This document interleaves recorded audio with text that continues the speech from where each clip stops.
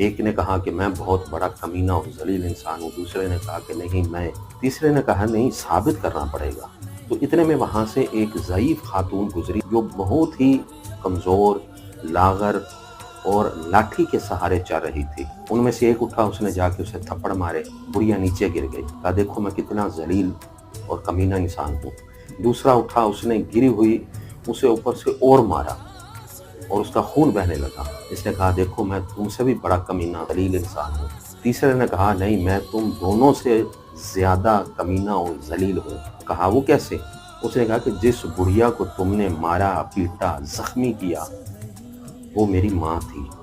शख्स अमेरिका है, दूसरा शख्स इसराइल है और तीसरा जो सबसे ज़्यादा ज़लील और कमीना है वो हम मुसलमान हैं।